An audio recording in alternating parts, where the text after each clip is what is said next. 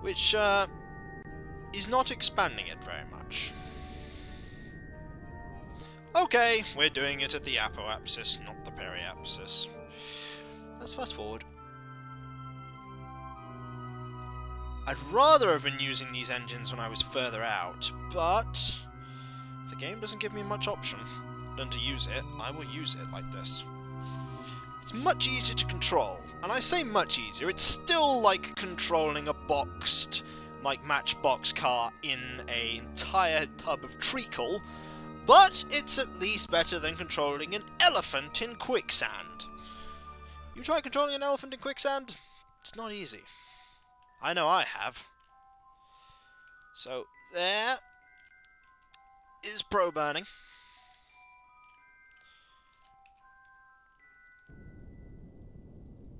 And we're going to provide a bit of thrust here.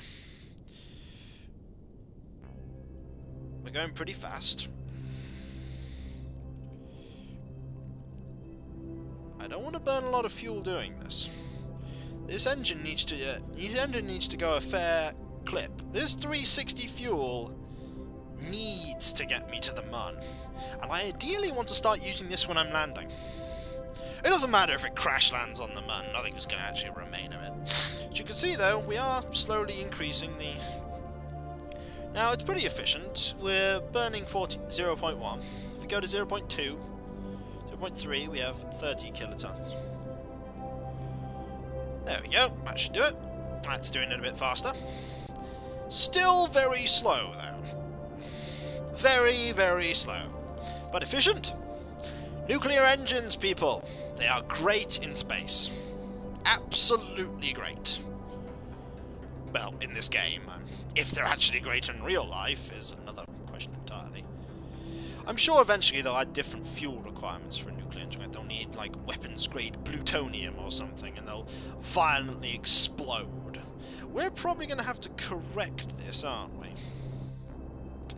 Certainly looks like we might. Because it looks like it's just going to veer down there. And as much as I like my orbits veering down there, it's not really going to capture that orbit very well. There's also that, Minmus. And we are just a tiny speck. There is Eve, close to the sun, and Moho. Duna. Dress. Jewel, and Elu. We are this tiny speck in the infinite vast mass and volume of space. Makes you feel kind of small and insignificant, doesn't it? But it's your personal achievements that make you what you are, not the fact that you are just a minute, momentary speck in the lifespan of the universe. Kerbal's thought about this for a while, and then their heads hurt, so then they decided to fly up in space with rockets. Stop their heads hurting, you see. We're up to 1 million. My god, are we burning slowly. Come on!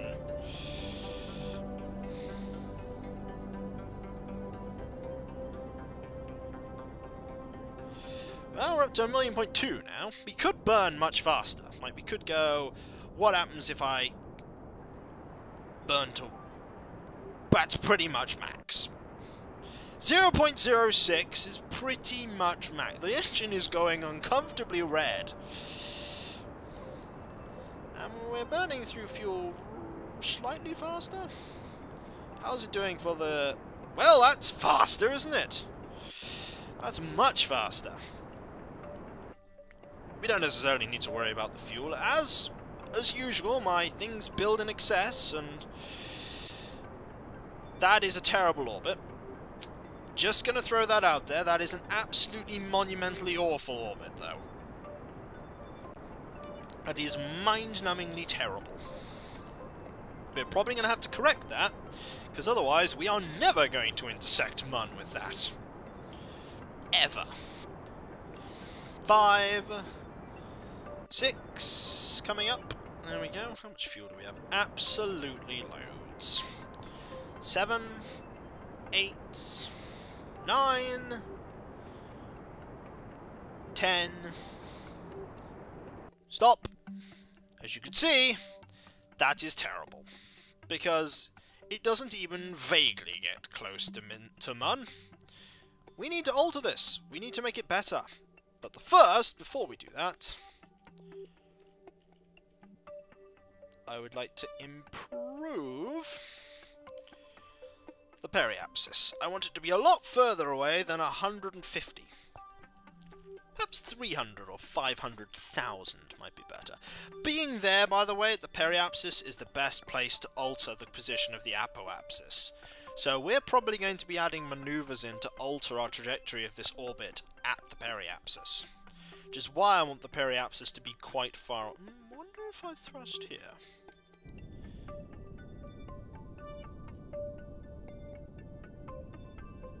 It doesn't really dramatically alter the orbit. However, it does make it much bigger. It's now 300,000. Oops, we totally orbited, and as you can see... Oh! What? What? What? What? Stop. What's going on here? I think we very briefly caught the pull of the moon. And I mean very briefly. That's not good, though. Okay, we want to add a maneuver. We want to change. Is that what we want to change? No, we want to go the other way. Is this even what we're trying to do? I do not know what we're trying to do with this. Oh! That might be what we want. Oh, hello?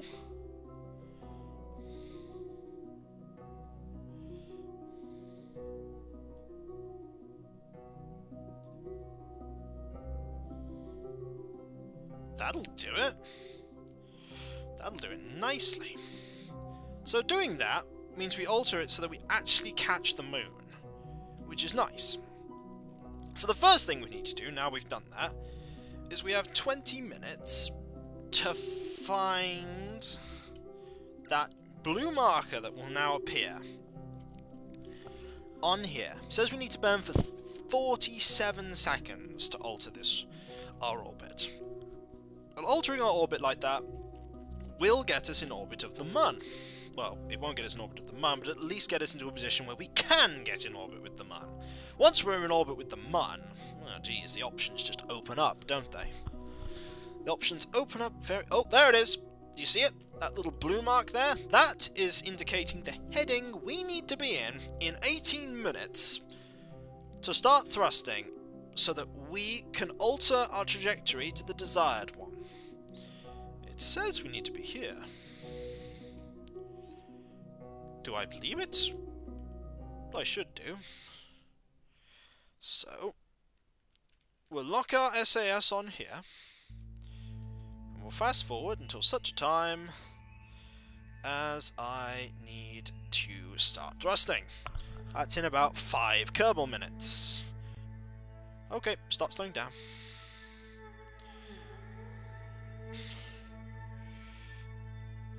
Okay, we're very close now.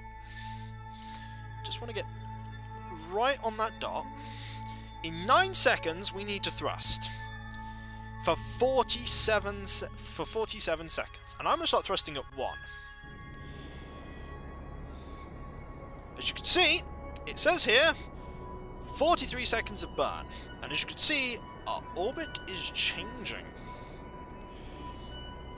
Our orbit is changing dramatically. It's shifting, as predicted. And we still have absolutely loads of fuel, and loads of power. We're not running out of power on this thing. 27 seconds. Look at how the orbit is shifting, folks. We are changing things. We are doing things. We are achieving. We will get in orbit of the Mun. Oh yes, we will. And we won't be happy with that. Then we shall move on to bigger things. We shall land. And when we land, we hopefully won't crash. That would be kind of awkward. 6, 5, 4, 3, 2, 1. Stop burning.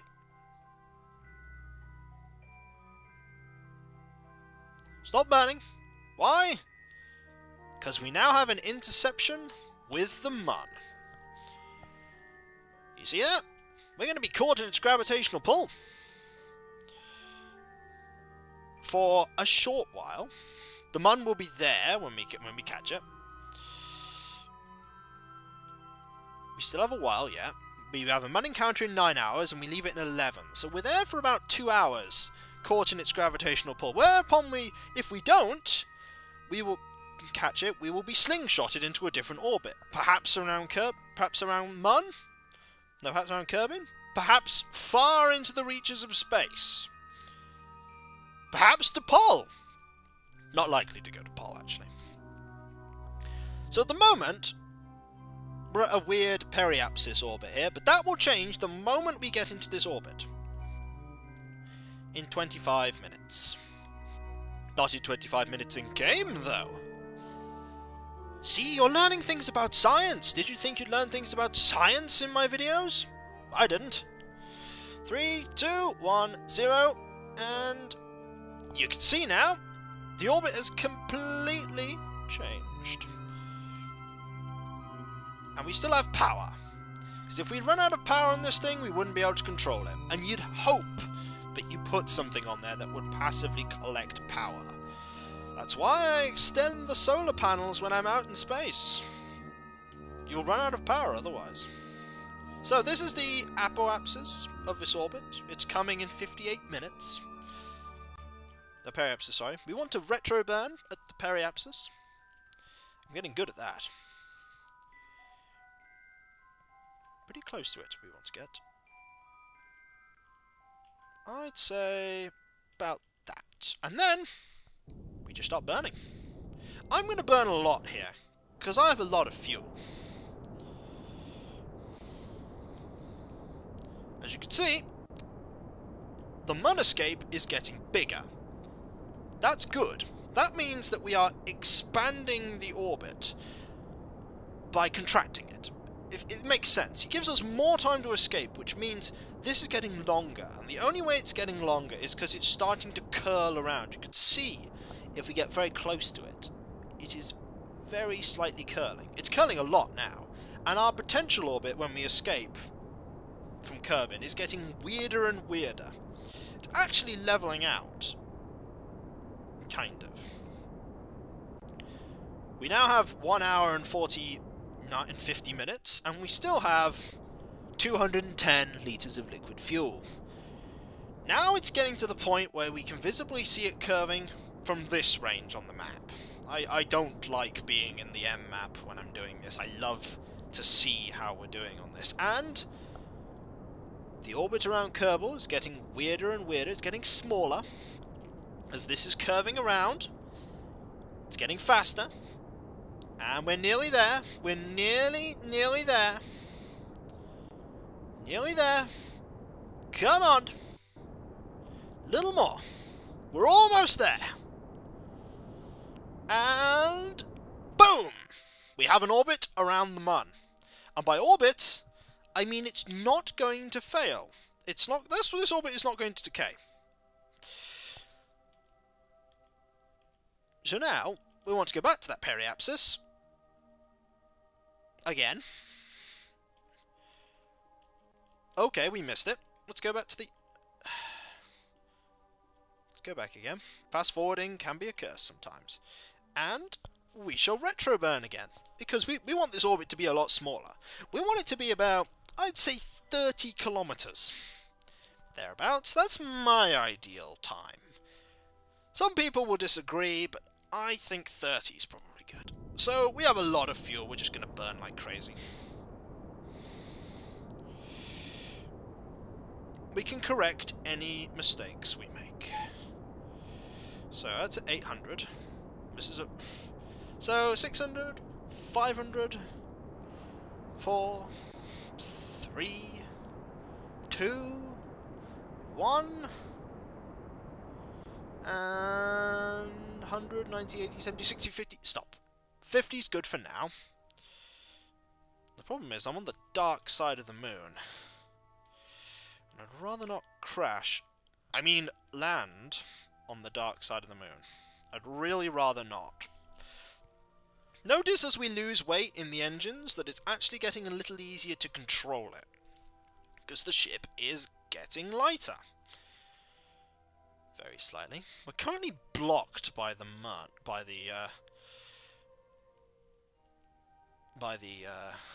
slightly by the mun. But it's saying right now we have direct sunlight. That will change. That will change if we're not careful. Okay.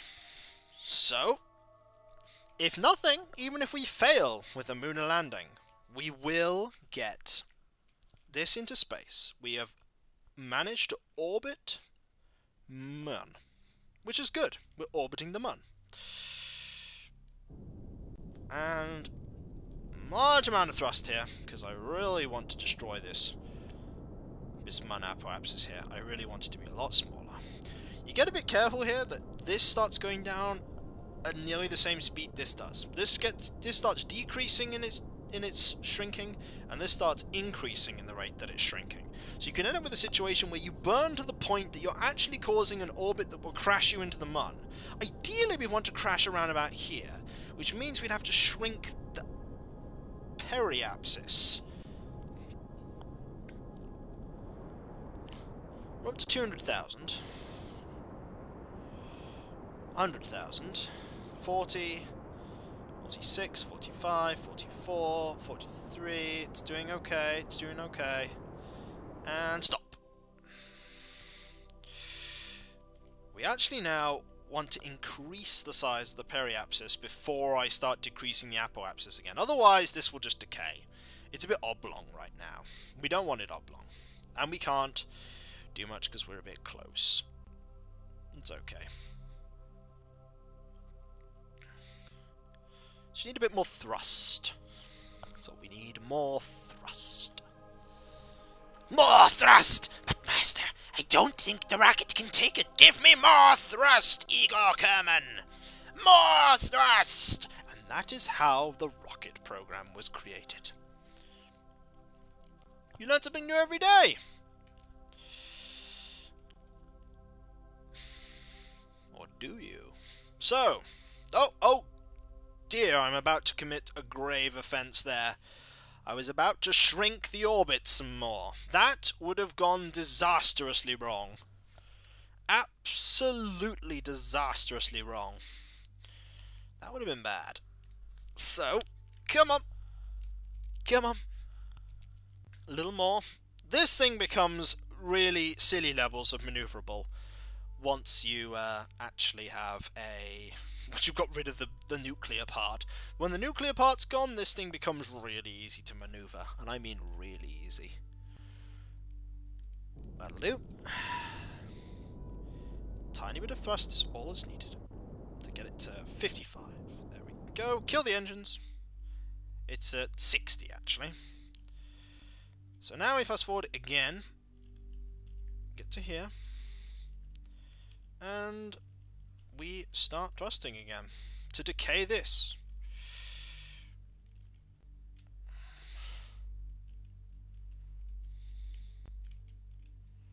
Like so.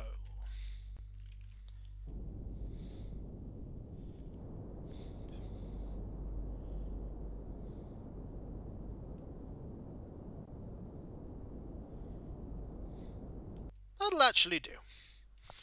So, we've actually managed to get this thing in orbit of the Mun.